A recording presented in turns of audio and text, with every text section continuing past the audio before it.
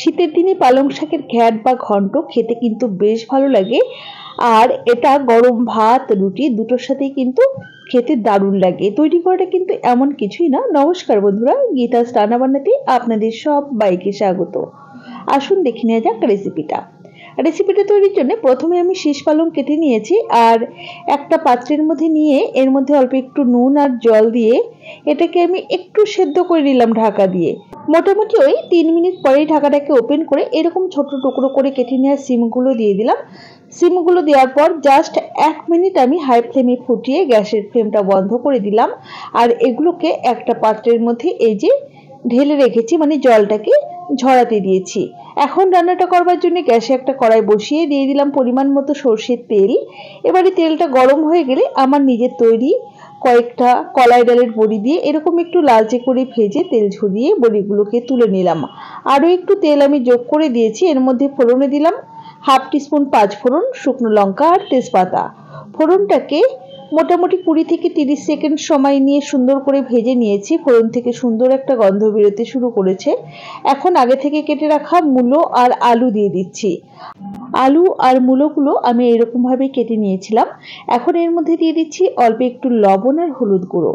লবণ আর হলুদ গুঁড়ো দিয়ে নাড়াচাড়া করে হালকা একটু ভেজে নিচ্ছি। গ্যাসের ফ্লেম এই সময়তে হাইতেই রেখেছিলাম। তো এরকম একটু ভাজা ভাজা হয়ে গেলে এর মধ্যে দিয়ে দেব এরকম ডুমো করে কেটে নেওয়া বেগুন। এখানে আমি একটা বড় সাইজের বেগুনের ব্যবহার করলাম। বেগুনের পরিমাণটা একটু বেশি দিতে হবে। আর দিয়ে দিলাম সাথে স্বাদ মতো কাঁচা লঙ্কা। বেগুনটা দিলে না বেশি এই তরকারিতে একটু ঘাটা ঘাটা হবে, খেতে কিন্তু বেশি ভালো লাগবে আর খুব সুন্দর মজবে।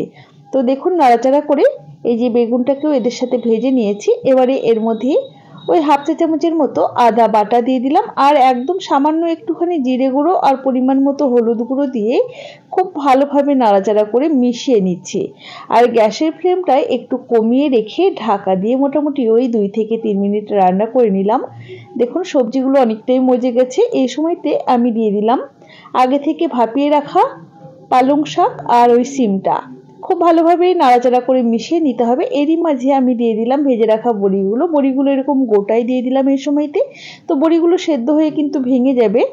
তো ঢাকা দিয়ে মোটামুটি ওই মিনিট 10 কম আঁচে রান্না করে নিয়েছি আর 2-1 বার ঢাকা খুলে নাড়িয়ে দিয়েছিলাম। দেখুন বেশ সুন্দর কিন্তু মজে গেছে আর ঘ্যাট ঘ্যাট ভাব চলে এসেছে। এটা কিন্তু আমি ঘ্যাটই রান্না করলাম। আর এর মধ্যে দিয়ে দিলাম মোটামুটি ওই 1/2 চা চামচের মতো চিনি। যেহেতু নিরামিষ রান্না একটু চিনি দিলে কিন্তু খেতে বেশ ভালো লাগে। আর এইরকম পালং শাকের তরকারি তোমরা কারা কারা খেতে পছন্দ করো আমাকে কমেন্ট বক্সে কমেন্ট করে জানিও। আমি কিন্তু খেতে খুবই ভালোবাসি আর এটা রুটি ভাত দুটোর সাথেই কিন্তু জমে যায়। যাই হোক, রেসিপি কেমন লাগলো অবশ্যই জানিও। ভালো লাগলে লাইক ও শেয়ার করে পাশে থাকার অনুরোধ রইল। তাহলে আজ এই পর্যন্তই। সকলে ভালো থাকবেন, সুস্থ থাকবেন। হাজির হয়ে যাব নতুন কোনো রেসিপি নিয়ে। ধন্যবাদ।